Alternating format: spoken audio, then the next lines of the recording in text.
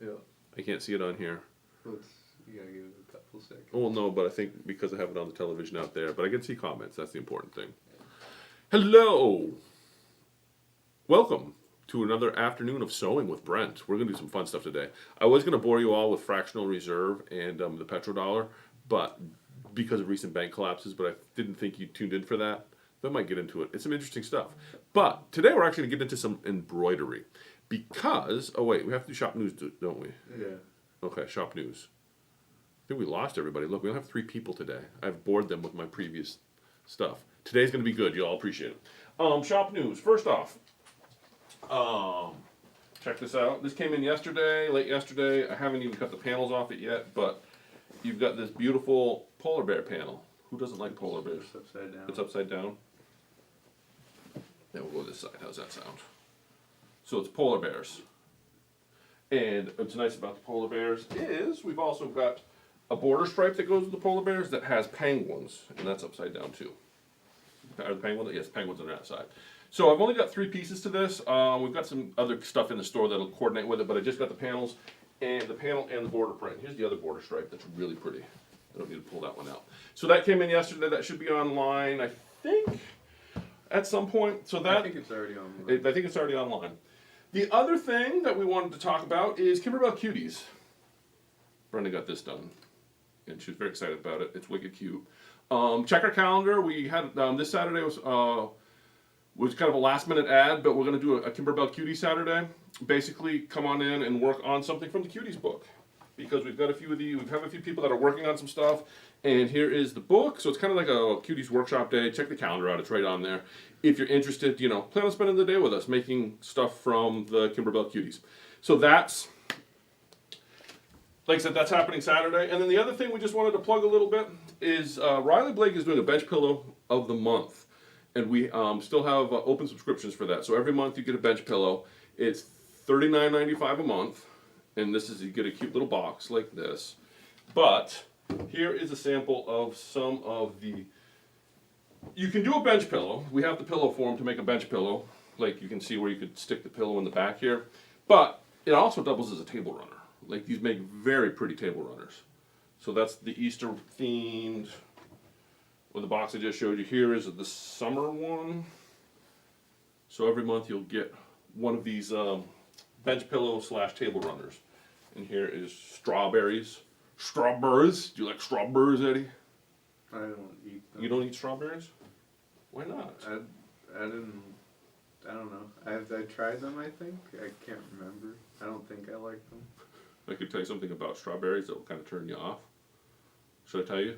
Or I mean, I'm probably not going to eat them anyways. you should never buy strawberries from Central America. Do you know why?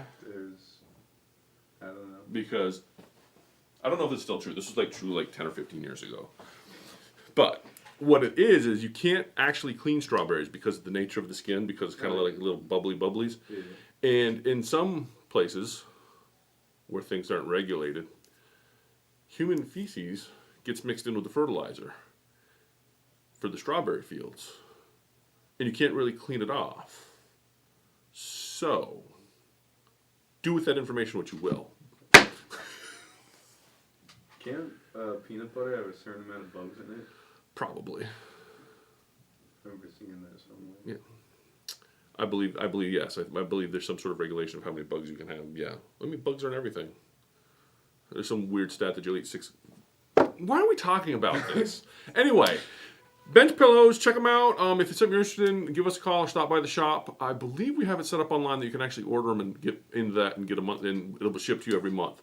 So that's what's new there. We've got that. Check out our calendar. The paper piecing class we got coming up I think it's next week. Like I said, Kimberbell Cuties is Saturday if you're interested in doing that. And I think, am I missing anything? Oh, I don't think so. You don't think so? Because I think we're going to want to get right into this, because okay, what I'm doing is, many of you have stopped by the shop. You have to keep an eye on comments because this isn't doing it. Have stopped by the shop and you've seen these cute little wine glass shades. And shout out to Quilt Smart, because they made the little interfacing. Here's one and here's the other one.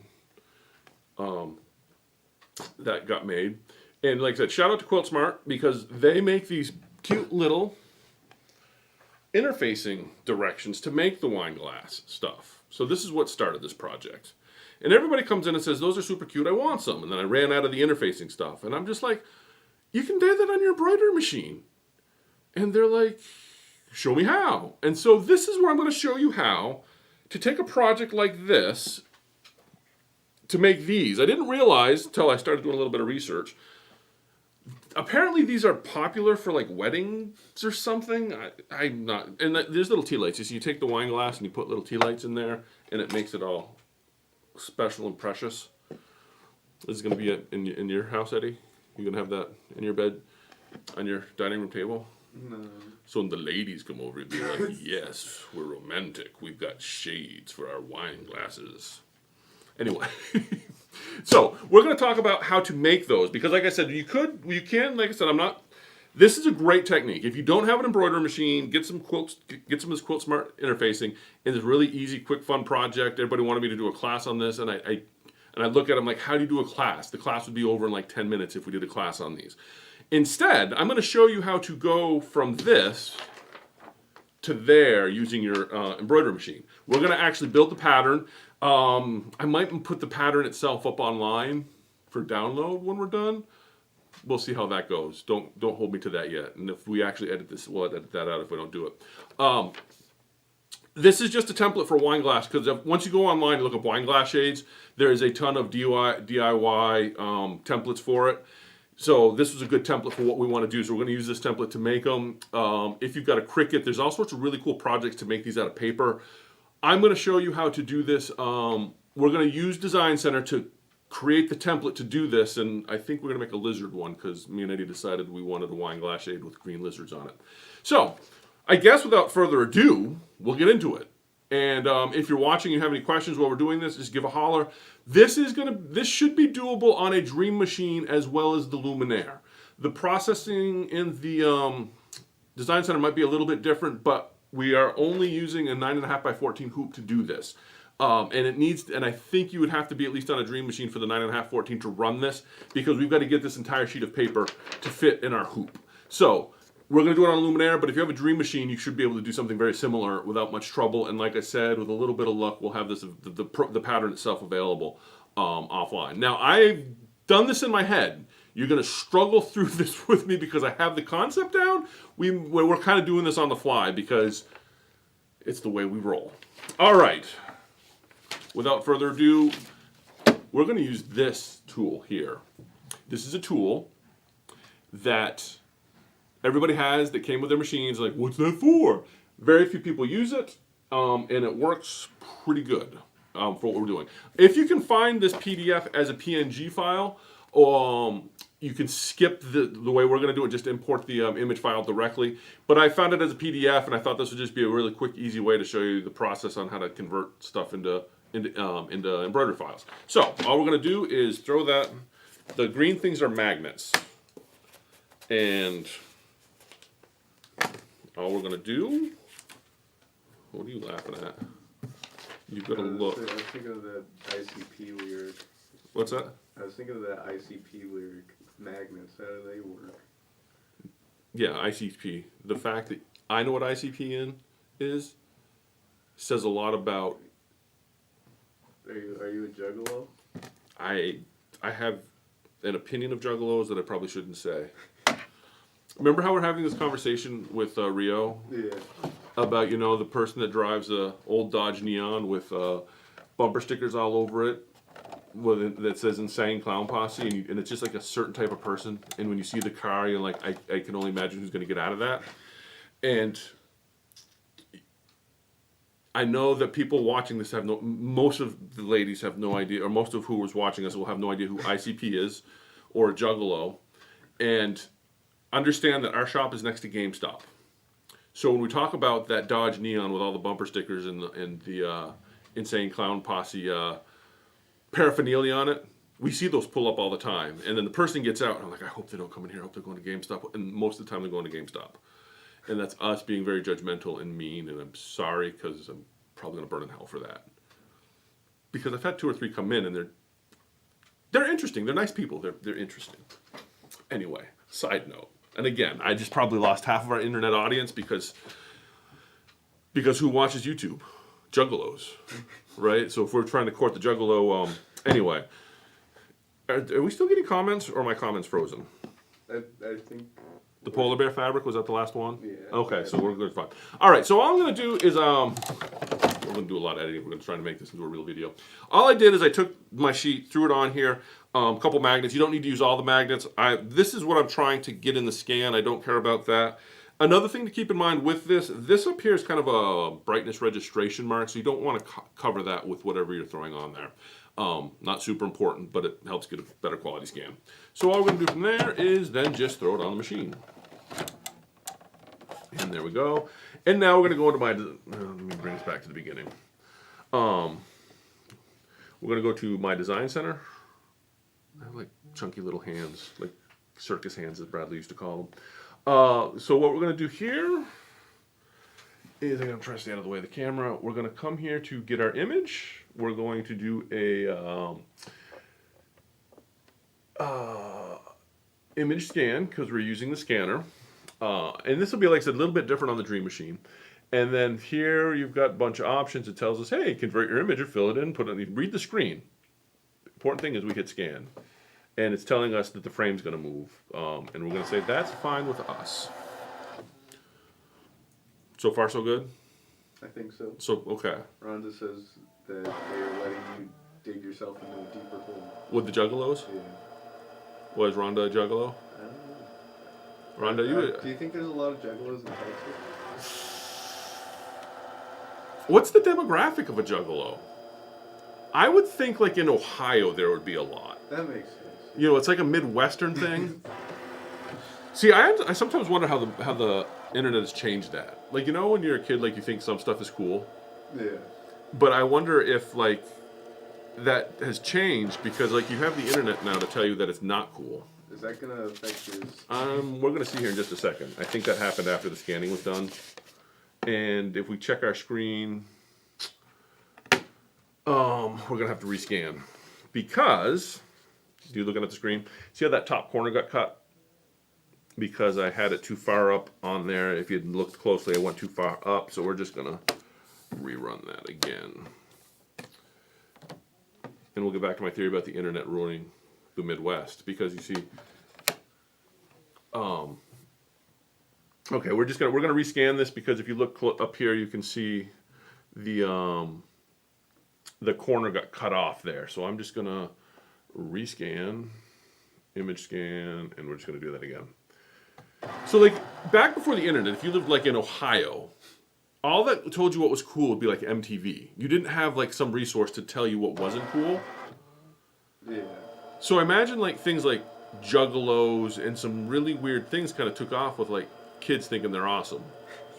I mean, you have an uncle that thought Cypress Hill was cool.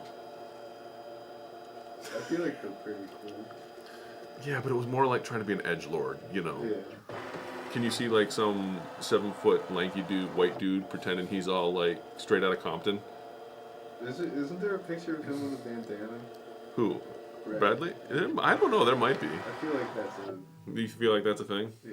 I'm sure there's pictures of me in, like, sadness. But it's just the world we live in. Now that you have the internet, you can look up on Google, is a juggalo cool? And depending who you talk to, you're probably going to get mixed results on that one. All right, so we're going to pull that out of the way so we don't have to worry about that now. So if we go back to our screen, oh, she was an IT for school district for 27 years. So Rhonda must have seen the fads come and go. And then IT, oh my gosh, did you have to check search histories? I can't imagine how that went. So over here on our screen now, we've got, now, I'm trying to do this without getting in too front of the screen. So if we use this button here, we can make that a little bit darker so we can see how well our scan went. These two buttons here lighten and darken your background image, and we're just going to bring that forward. We like the way that scan looks. Now, there's a couple different things we can do from here. Excuse me. We can trace the lines directly to create our design, or we can let the machine find the lines for us. What I'm going to do is let the machines find the lines for us. So we're going to go back to this button here. we did an image scan. So the image is already in there. Now we want to do a line design because we just want the line. So we're just going to have the machine look for the lines on our image that we've created. And I'm going to just crop this a little bit so I can, the more I crop out, the less I'm going to have to delete later. So we're just going to crop this a little bit. And then we're going to go, okay, let's see if we get a good line. And that's pretty good. We're just looking to see for good lines. That, if you look closely, you can see where we're going to have a little bit of a problem there. But I think aside from that, that looks pretty good. If we want to, you can always mess around with grayscale detection. And what that's going to do is how sensitive the machine is to picking up your lines. So you'll notice that as I go higher up, it's going to pick up less and less lines. So that's going to mean less that I've got to delete. And I'm actually probably going to run that right there because that our main line that we want to go with looks good, but we've got fewer there. So I'm going to hit set. So now what that's going to do is bring this into, now you can't really see that I've done this because we still have our background image. And if you look up here, what we're going to do now is start to fade that background image so it gets a little duller. And so what happens if you fade that all the way, all you're left with is your actual illustration lines. So this is, if I was to tell this to create a embroidery pattern right now, it would use all those lines. But we don't want all of those lines on there. A lot of coffee. I'm sorry, I got sidetracked by I worked IT for a while as well. Not in the school though, but I did next day support for Dell. And all I'm doing is I'm just making my eraser big. And I'm going to go, okay. And then I'm going to come down here and erase all that. I worked in IT for a while doing next day support for Dell. And I once had this guy make a warranty claim because he shut his laptop in his trunk, so it was like crunched. He's like, I don't know what happened to my screen. And of course, I show up with a screen to replace the screen. It's like, dude, you need a whole board and a screen. But anyway, that's a whole nother story. IT is fun. All right, so all I did there is I just turned my eraser on and I erased all those extra images. Now, one of the things I'm going to do right now, quick extra step, I'm just going to go here. I'm going to go next. I'm coming back. But what this is going to do is make sure that I got rid of all my lines. Because if I didn't get rid of all my lines, there would be, let me see what we got. Oh, let's see, I've got an extra dot somewhere. Where's it at, Eddie? Because the fact that I can cycle through these tells me that something, is amiss. Because I didn't get all my dots. Where's it at? Do you see the line on there somewhere, Eddie? No. Oh, it's over here. You see this little red over here in the corner? That didn't get erased. So I'm going to go to return, and I know to look over there. I'm just going to take my, there we go. Let's see if it went away.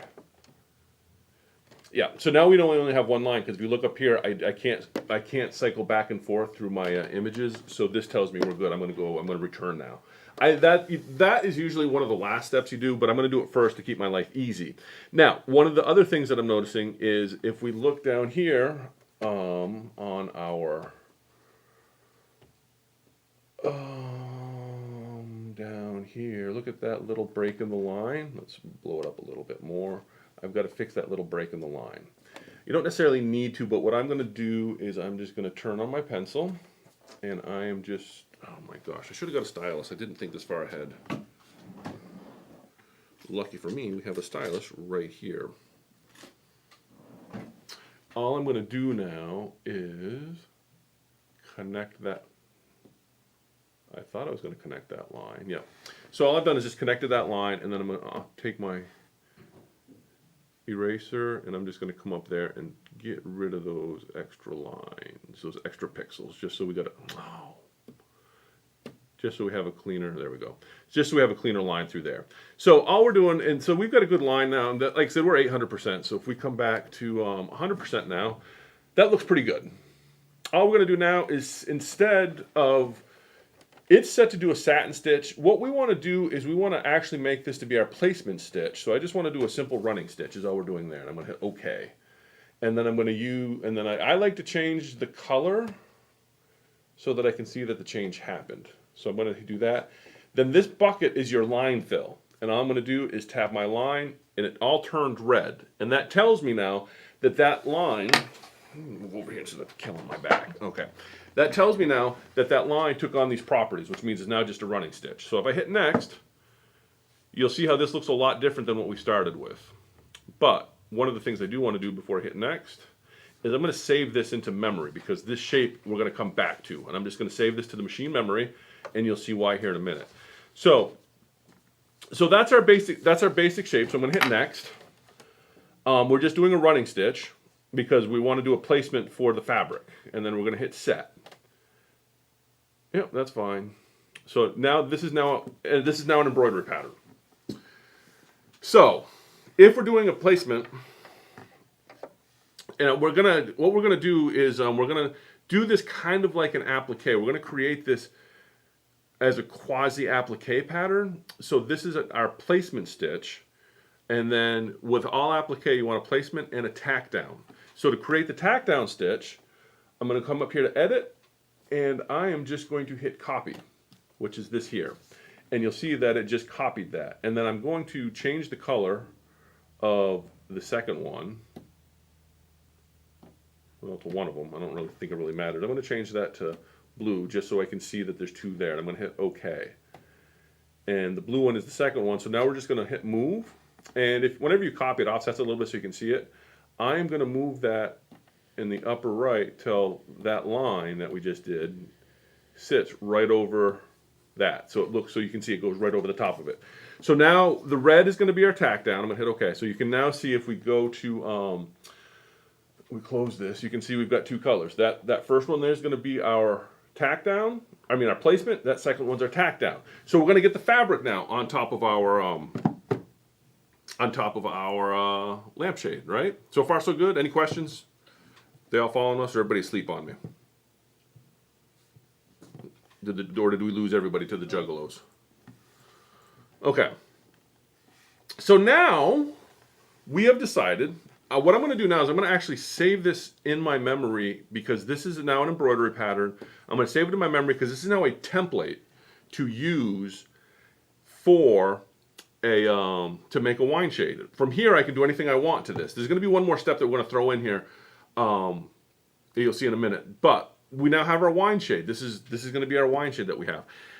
And by saving it, I can now pull this up at any point. But that's just going to be a plain old wine shade, right? And didn't we say that we wanted to put lizards on it, Ed? Do you remember? Yeah. So now I'm going to hit add, and do you remember what number I told you? 1378. 13. So this is just the pattern. And this is going to vary by machine. Now, I could have done, okay, we'll get to that in a second. Let's bring our lizards in, and then we'll worry about what I'm about to tell you. So we're going to do lizards. I'm going to hit set. Okay. Now keep in mind that this line here is the bottom of my pattern of my lampshade. So I want to move my lizard. I want to rotate him so that he matches. I'm going to rotate my lizard so that he kind of he's crawling up my lampshade, or do you want to crawl him across the lampshade? I like if you like. If he's like crawling across it? Yeah. And what if we have two of them? So we're going to put him there. Like that? What do you think? I'm going to hit OK, and you know what? We're going to put a second lizard in, and we're going to move him down like that. But you know what? Because we're playing, I'm going to mirror image him.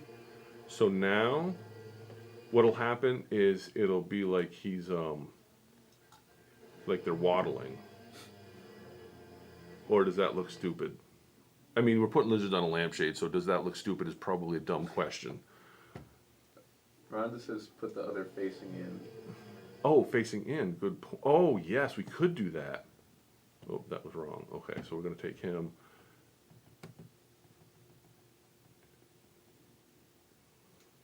Like that. Kind of like that. Your fingers covering it. Oh, yeah, my big old fat fingers. I'm not going to be a hand model after this one. I think that looks good. But that's just going to be the front. Do we want to put a third one? Because we could get a third one on there probably. What if you put something else in between the Something else in between the lizards? Yeah. Okay.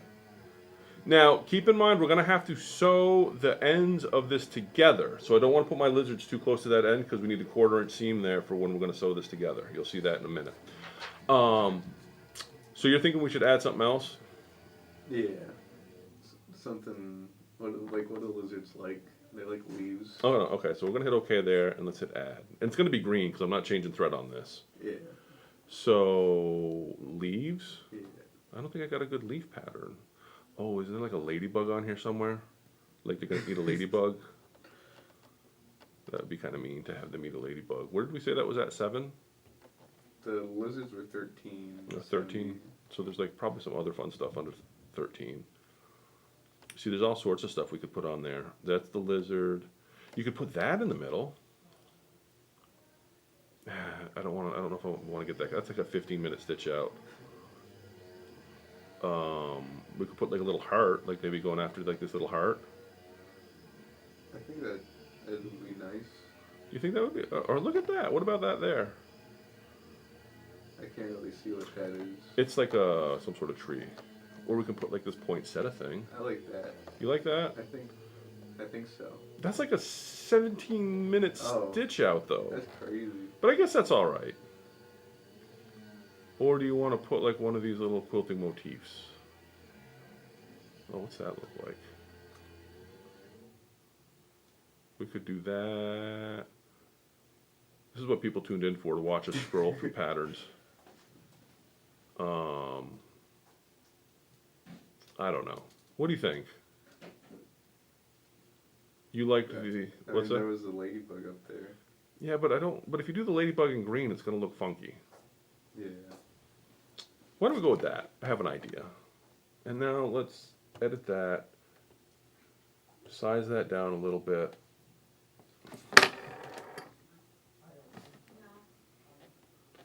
Oh, we got to do that one. Okay, yes, because we want to size it more than we should. Okay. And then we're going to be okay, rotate. And then we're going to go like that. And we're going to move him there. We'll put the lizard here. We'll move him a little bit more.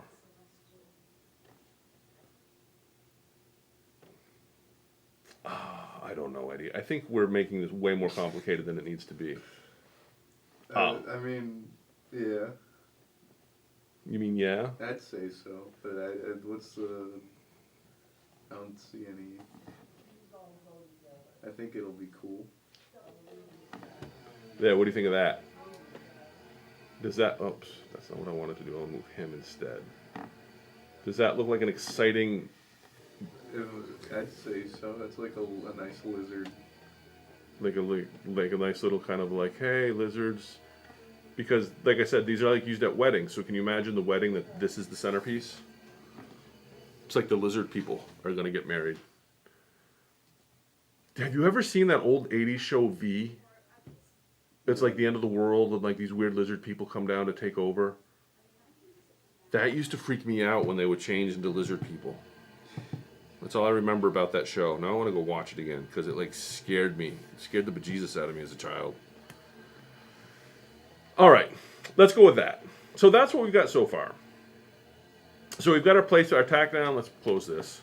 So we've got our placement, our tack down. We're going to put a couple lizards on there, and then we'll put that little scroll in between them. Now, one of the things you want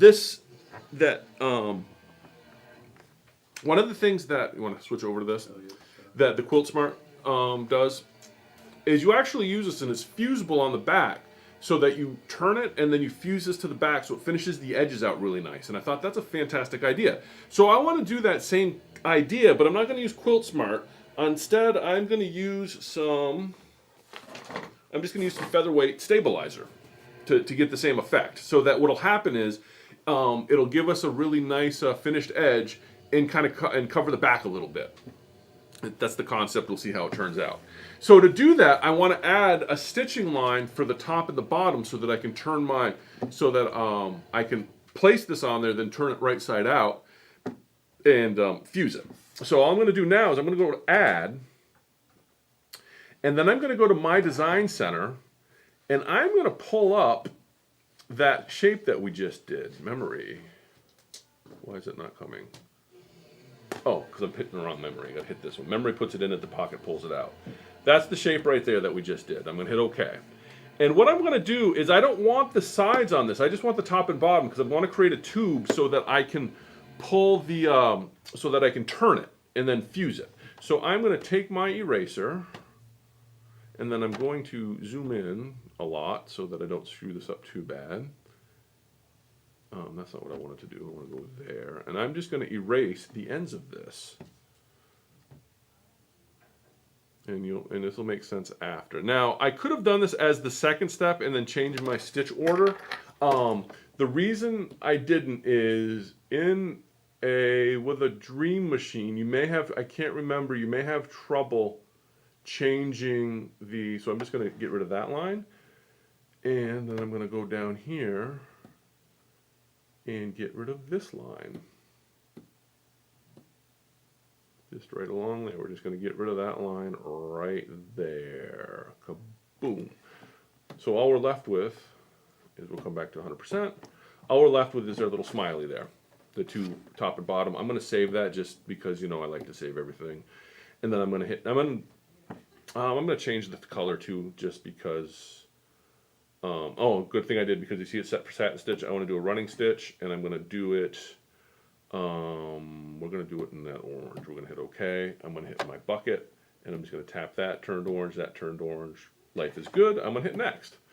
So now what we've got is, it's going to run both those as the same thing. That looks good. And I'm going to hit set. And now you'll see why we did this here in just a second. I'm going to hit set on that.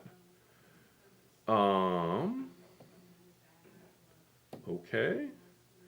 And I'm going to actually put this in memory just for the fun of it. Memory, save.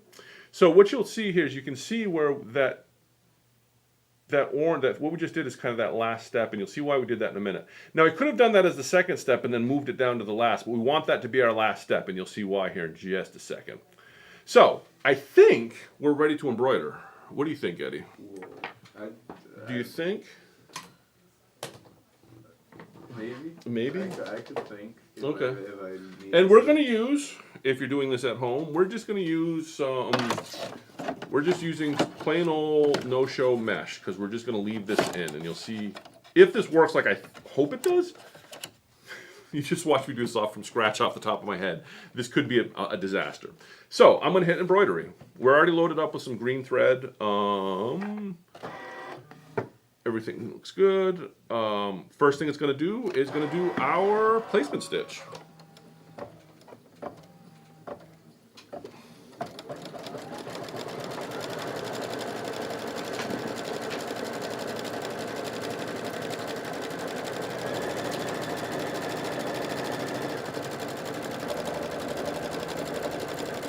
Wicked exciting.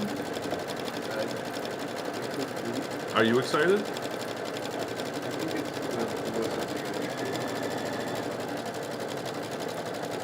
Oh, we're going to be a total of 12 minutes on the stitch out time with the lizards and everything.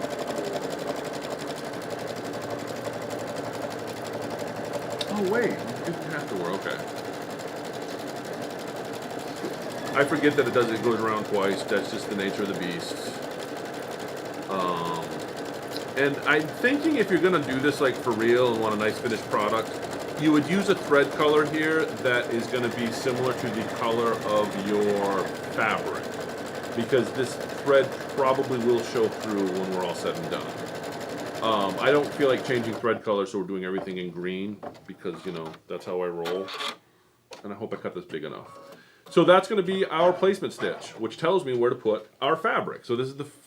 And I'm using a light fabric because the idea of a lampshade, you know, is that light's supposed to come through it. I probably should have pressed that.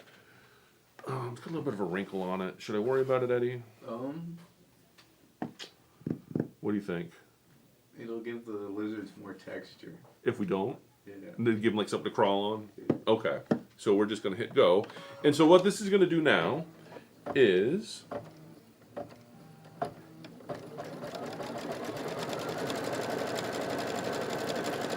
tack this down. I just realized something. This is going to be easier to make than I thought. And you're going to see why here in just a second. Now, in a normal embroidery, if you're doing machine applique, you're going to want to trim this after you put your placement stitch down. In our case, we're not going to bother. And you'll see why here in just a moment. So that is now the outlines of our lampshade. That didn't sound good. You think our bobbin's messed up? Who knows? Looks good. That, see, you can see how awesome we digitized because that looks an awful lot like this. Here, show this, see? Go back and forth. Look at this awesome here, and then go back to the bed of the machine. We translated that PDF into a stitch. All right, so there we go. Okay. Now we're ready for the lizards? We're doing everything in green, right? We decided that was what we're doing? Okay. So I'm just going to hit go, and we're just going to keep going. We are going to stop, though, at the very last spot.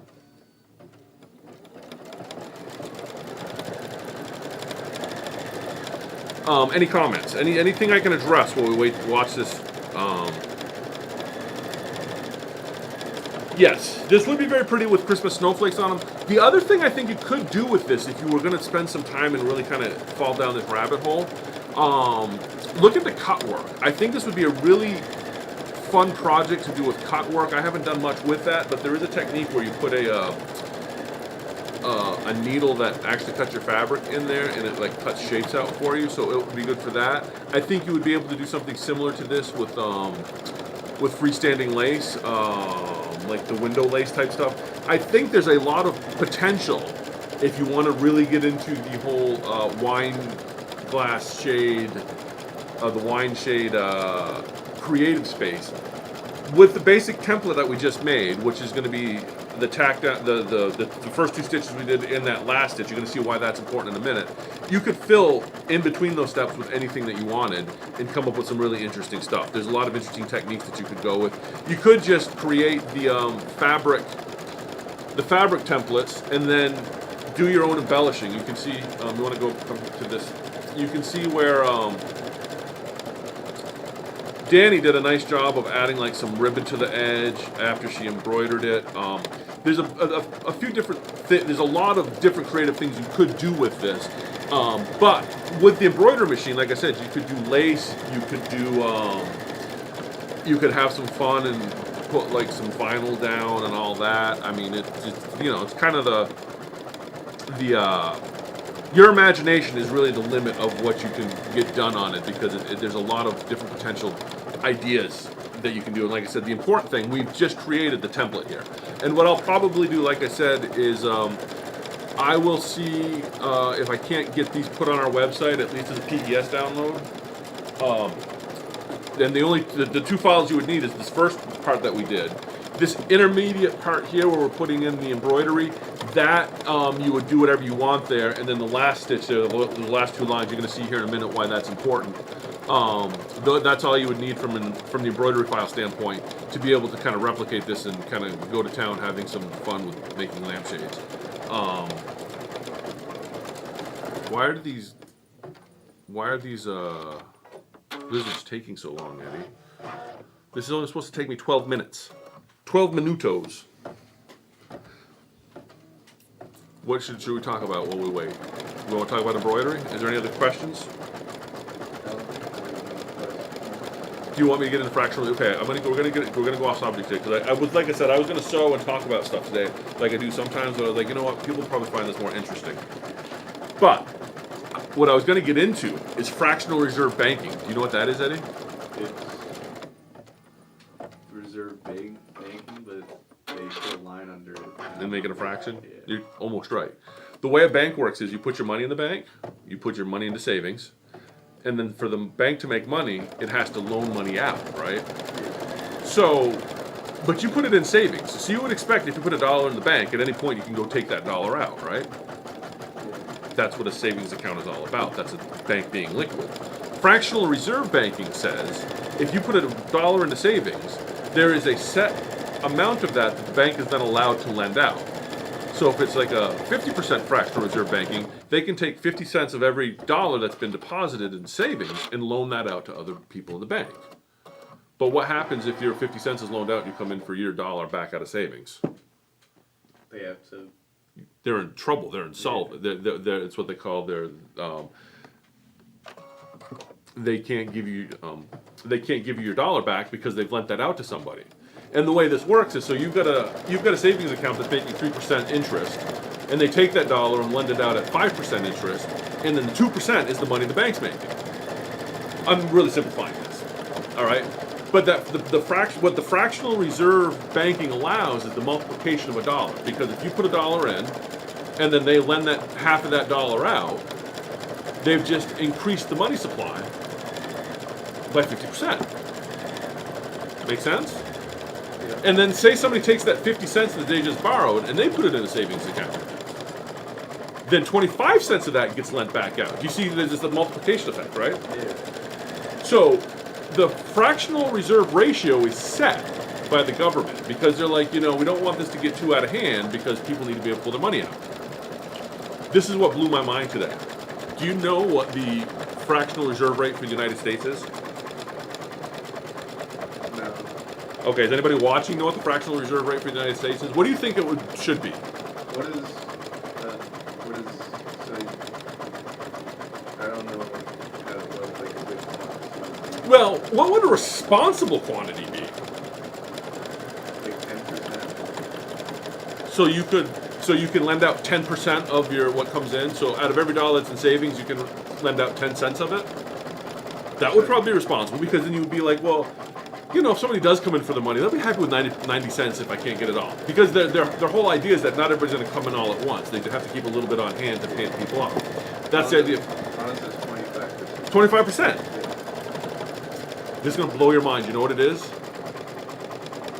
0. Now, so when they say percentage, it's the percentage of deposits that they have to keep in the bank for fractional reserve banking. So if the reserve rate is set at 25%, that means they have to keep 25 cents of every dollar in the bank, and they can lend out 75 cents. Okay. If it's 0%, do you know what that means? They can lend it all out. Yes. If you have a dollar, they can lend it out. So when you see a bank like Silicon Valley Bank, now this all happened in March of 2020.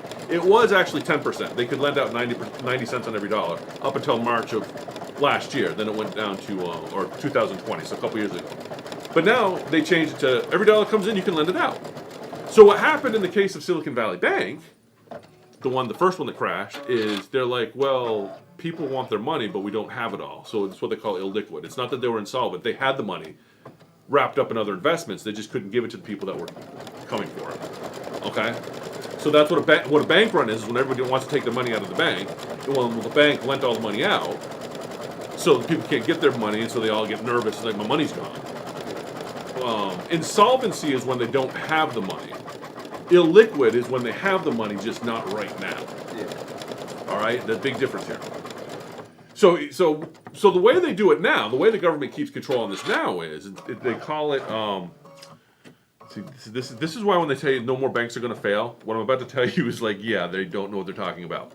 What they have moved to is regulatory capital or capital adequacy.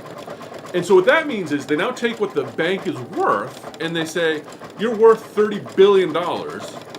And because of that, you can loan out X number of dollars based on the asset value of the bank. It's not tied to how much money you're supposed to have. It's what the bank is worth. Does that make sense?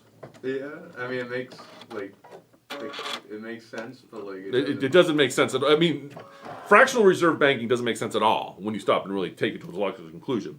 But then they're like, well, this isn't working, so now we're going to go to regulatory capital, which means instead of figuring out based on deposit, we're just going to see what the bank is worth, and then based on that and based on certain investments, we're going to say how much you can lend out. All right, we're just going to the next color. The problem with this now is that they're now basing this liquidity crisis on the value of the bank. How is the value of the bank determined? how much money how much money they have lent out. They're long-term assets. So if they've got loans out or they've got commercial real estate that they're invested in, they can say, look at what our bank is worth. Okay? So they're like, my bank is worth $3 billion, so they're like, well, you can lend out this amount of money. Well, what happens if that changes? If it goes down? See, they're just playing the shell game now. And the problem they now have is they've moved to the system where based on the value of your bank is how much you can lend out. The problem is the value of the banks are plummeting. Because what happened in COVID? Everybody worked from home. And so now everybody that owns office buildings are like, we don't need offices anymore, so what's happening to commercial real estate? It's plummeting.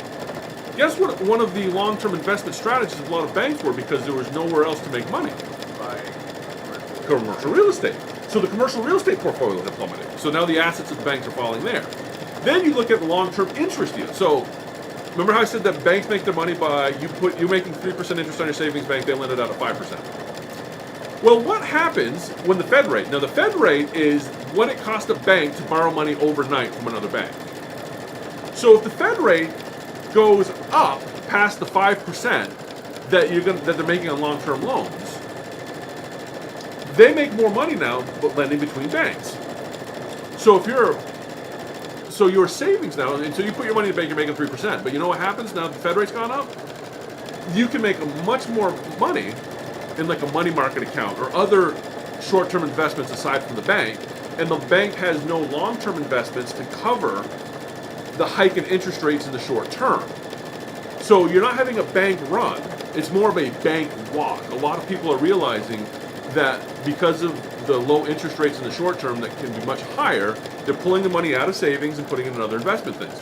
But what that's doing to the banks now is all this money that they're supposed to be able to give to people that have money is tied up in long-term things like bonds. Bonds is a whole nother market, a whole nother mess. So what happens is as the Fed rate increases, there's more of an incentive to pull your money out of banks short term. What happens when you pull your short-term money out of the bank? They don't have money. Because of fractional reserve banking, there's no money there for you to pull out. So what happens? In the case of First Republic, a bunch of banks get together and say, you know what, we're gonna give you $100 million so you can cover everybody pulling their money out. And that worked for about a week, and they ran out of money. So then the government came in, this happened over the weekend, and took over First Republic and sold it to JP Morgan. Because JP Morgan is one of the giant behemoth banks that just has tons of money that and what happens is a lot of times these long-term investments, Silicon Valley Bank is a good example, their long-term investments were in bonds, and like, well, we're going to come up short so let's start selling off our long-term investments so that we can meet the short-term needs, right? The problem is, because of the hike in interest rates, all those long-term investments now are worth a lot less than they were. So they actually don't have the asset value to cover the short-term withdrawals. So when you start looking at the whole banking thing right now, it's not over, despite what the talking heads are telling you. Because of the whole fractional reserve thing, it's a mess. All right, that little side note. I hope that was a fun little 12 minutes. I don't know if anybody has anything to add to that while we're continuing here. You know, I wanted to keep it entertaining while we let it go. So I guess the long and short of that whole story is that if you go to the bank, they have the dollar that you deposited, they still have it. It's probably been lent out already because there's no requirement at the government level anymore for them to keep all the dollars in the bank. And any thinking person can see how this is going to end badly. So now what we've done is, our last step, if you come over here, is we've got this little smiley thing that we put up here. Yeah, I want you to stay on though. And the reason we did that is I'm now going to take, this is some fusible featherweight stabilizer. And I'm just going to put that with the fusible side up, right over the top of my lampshade so far. Honestly, Ron, I don't know. Credit unions are governed differently. I think there's, I'm not sure how that works with credit unions. But credit unions are such a small player at this point that I'm not sure. it's scary. You start falling down this rabbit hole, and you'll be like, "Oh my gosh, what's going on?" You're screwed, Eddie. I might be screwed. You're definitely screwed. I'll go live in the mountains or something. Yeah, yeah. Well, we didn't even get into the petrodollar and the BRICS currency. That's a whole nother story. All right, so we're just going to run this now, and all this is going to do is this is just going to run a line on the bottom and a line on the top, and you'll see here why in just a second. And all I did is, like I said, I took some fusible interfacing and I put the fusible side up on top of this. And you're going to see why I did that here in just a moment.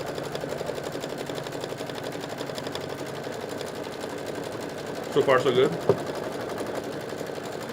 Yeah, so the other thing that props up the US dollar is what they call the petrodollar, because they came to this agreement back like 20, 50 years ago now, when they decided that gold doesn't back the dollar anymore. They're like, but you know what? We're not going to have gold behind it, but if you want to buy oil anywhere in the world, you have to buy it with dollar bills. So that makes a dollar worth something, because like Canada can't buy oil from Saudi Arabia without American dollars. Germany can't buy oil from Saudi Arabia without American dollars.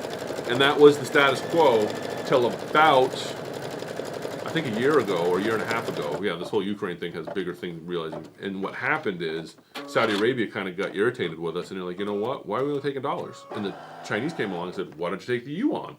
And so now, where you used to be able to only buy with American dollars, which that kind of backed up American dollars, you can buy it with the yuan and what they call BRICS, which is a whole other conversation. But that's another thing that's kind of, when you start looking at everything going on in the world, that you should worry about, Eddie.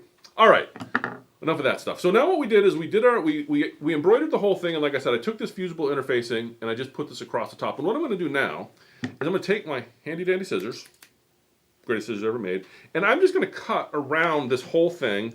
I'm going to leave about a 1/4 inch. It ain't going to be perfect, but the closer you make it, the better off you are. I'm going to leave about a 1/4 inch as I cut it, and you'll get to see it all cut here in just a minute. And like I said, I'm making this up as I go along, so there might be some tweaks that need to be made to this after I'm done. But I think the process so far, the theory's holding pretty good. And you could probably cut this closer than a 1/4 inch if you wanted to.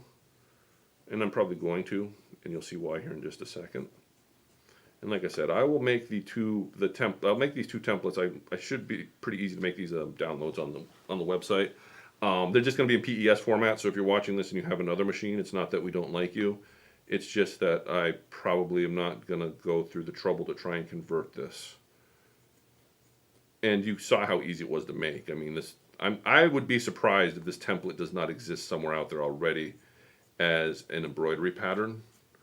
So all I'm doing is I'm just trimming right up to this line fairly close, because we don't want to trim it right up to the line, because we're going to have to turn this. We want a little bit of a seam allowance. So like I said, I would do somewhere between a 1/4 and an 1/8, closer to a 1/4. And then what we're going to do on the ends is, where the top left us open on the end, we're going to refer to the back side. And we're just going to do the same thing. You could probably cut it right up to the line. I'm going to cut it, leave us a 1/4 inch or so. Yeah, if yes, leave a 1/4 inch on this, because you can use that line as your So now what we're going to do, so far so good? Everybody excited? And all we're going to do is now take this, and we're going to carefully turn it right side out. Now the reason that we put that fusible stabilizer on there is so we have a nice clean back to our lampshade. But we don't want to do something thick, because the idea behind a lampshade is it shades the light. It doesn't obscure the light. So a nice featherweight fusible stabilizer does the trick. Now, like I said, when I started this, I said you would probably want to use a color for your outline stitches that matches your fabric, and this is why. You can see where that stitching is showing up here. If you were I think it looks good, though. well, we're going to add another line of stitching when we're done. So all I'm going to do now is I'm just going to bring that out. So I'm just going to make that nice and flat. And then if I tag this with the iron now, the Cricut heat press, which I don't have the set up so you can see this. Do you want me to come over here like this? All I'm going to do now is, if I had a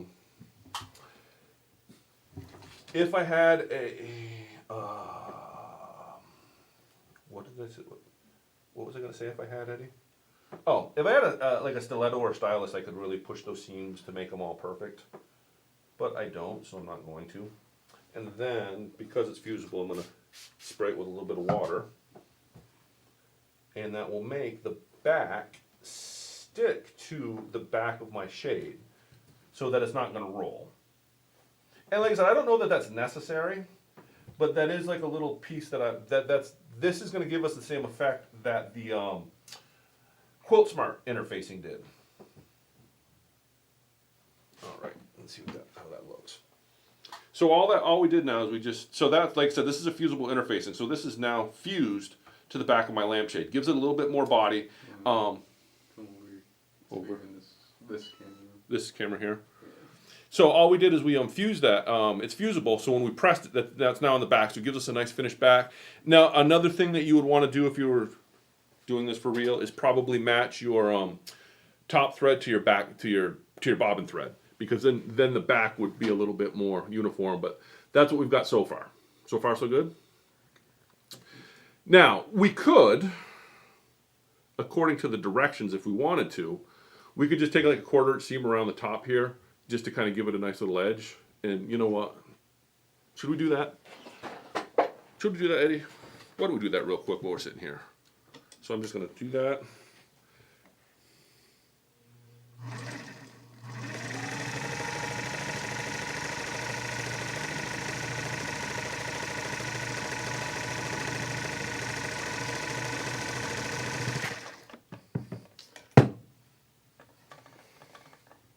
And of course, I didn't match my bobbin thread, so the bobbin is blue and the green, yeah, whatever. Is what it is, right? Nobody's tuned in to see a perfect wine lampshade.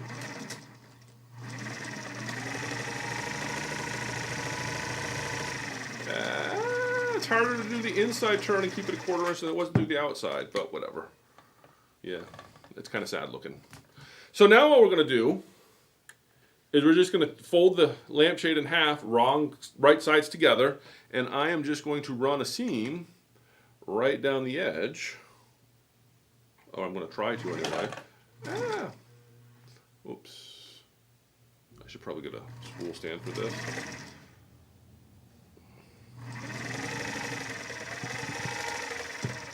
All right. And then I should probably go back and forth and really reinforce the seam, but I'm not going to worry about that right now. You all get the idea. And then I do is, if you were a persnickety person, you could get your clapper or something and iron that seam open all nice and neat. But I'm not. We all know that if you've been watching it for any length of time. And there you have it. What do you think? The only thing I might do different, well, I don't know. I want to give it like a nice 360. A nice 360 turn.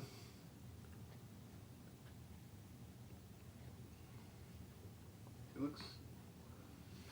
I think I would do that last seam with with more of an 1/8 inch, because you can see if you look at the top compared to these two, this is a little bit wider on top, a little bit better dimension, I think. But you know, you could put it up. Well, wait, let's put it on the narrower wine glass. There you go. But it looks pretty good. And if you wanted to, you could mess around with like the dimensions a little bit. But I think it looks good for a quick, you know, just off the cuff project. And you all saw how easy that was. We just scanned it in and away we went. And we could probably forget that last bit, but you can see how that just finishes the edge real nice by adding that layer of fusible interfacing. I was going to ask why it was so bumpy, and I remembered I said not to iron it. Yeah. Oh, yeah, because we thought the lizards would have a fun place to... the lizards have a nice place to crawl. But yeah, that's... there you go. That's the wine shade. So next time you come in and you're like, I want the wine shades. Oh, Penny's not watching because I was kind of picking on Penny there.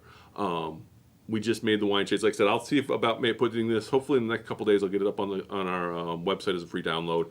It's not going to be much. It's just going to be the outlines, and then you can put what you want for the embroidery in between.